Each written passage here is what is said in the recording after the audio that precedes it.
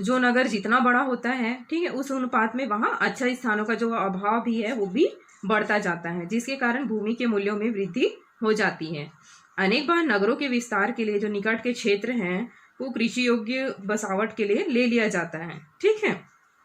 इससे जो खाद्यान्न है, साग सब्जी के उत्पादन का जो अभाव वहाँ पे होने लगता है। ऐसी भूमियों का पद न केवल रहने के मकान बनाए जाते हैं, वरन वहाँ पे फैक्ट्रियां, खेलकूद के मैदान, हवाई अड्डे, सैनिक बैरक आदि बना दिए जाते हैं, जो कृषि भूमि के क्षेत्रफल को घटा देते हैं, ठीक है। उसके बाद तीसरा पॉइंट हम देखते हैं प्रशासनिक तथा नगरीय सुविधाओं का जो वहाँ पे अभाव पाया जाता है नगरीय बस्तियों की समस्याओं में, ठीक है। जैसे जैसे नगर का स्वरूप उनकी जनसंख्या की वृद्धि के कारण बदलने लगा है, वैसी वैसी वहाँ प्रशासनिक प्रबंध की भी समस्या गंभीर रूप धारण करती है, ठीक है। सिटी कॉरपोरेशन का कार्य क्षेत्र भी बढ़ने लगा है। इनका कार्य न केवल नगरों की सफाई रखना, पेयजल, बिजली, सड़कों तथा जल प्रवाह की सुविधा प्रदान करना, वरन शिक्षक का आमोद प्रमोद की सुविधा भी जुटाना होता है, ठीक है। इन कार्यों में अनेक नागरिकी जो समितियां हैं, पुलिस, न्याय विभाग आदि का जो सहयोग होता है, किंतु फिर भी नगर की सफाई तथा रोशनी की व्यवस्था गड़बड़ ही रहती है। सभी जगह देखो अन्यत्र पूरे कूड़े कचड़े के ढेर पाए जाते हैं, गंदी पानी का निकासी नहीं हो पाता, सुरक्षा की भावना का अभाव हो जाता है, ठीक है। असामाजिक तत्वों की वृद्धि तथा परिवहन की असुविधा होने लगती है। नगरों का दूषित वातावरण एवं सफाई व्यवस्था भी अव्यवस्थित हो जाता है। पेयजल की पर्याप्त मात्रा में उपलब्ध सभी विशेष समस्याएं उसमें पैदा हो जाती हैं, ठीक है। उसके बाद चौथा पॉइंट हम देखते हैं सामाजिक कुप्रभाव, ठीक है। नगरों के विकास और वृद्धि का सबसे अधिक प्रभाव सामाजिक होता है, ठीक है। मनुष्य सदा मशीनों के बीच में रहता है, उनका जो काम है वो मशीनों पर ही अत्यधिक निर्भर करता है, अतः उनका जीवन भी मशीन की भांति नीरस और शुष्क हो जाता है।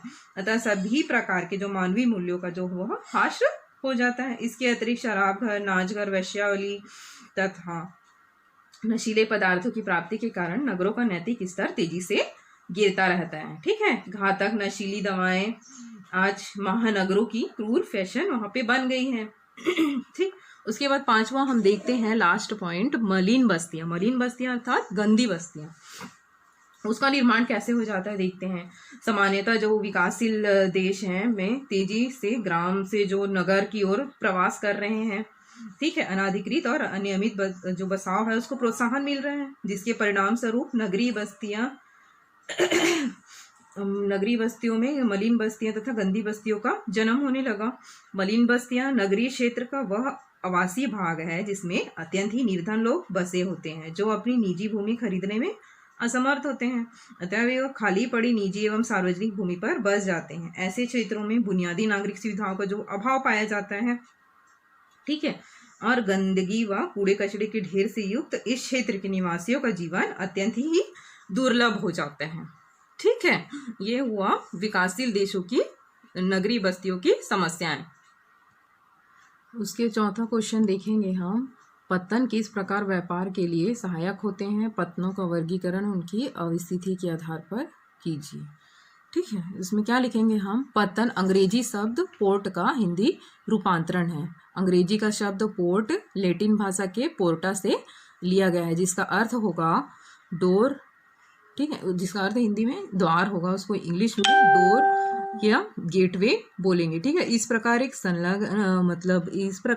एक पत्तन समुद्र तथा स्थल को आपस में जोड़ने वाली एक महत्वपूर्ण कड़ी है। मतलब यह समुद्र से स्थल तथा स्थल से समुद्र तक जाने का द्वार है, ठीक है।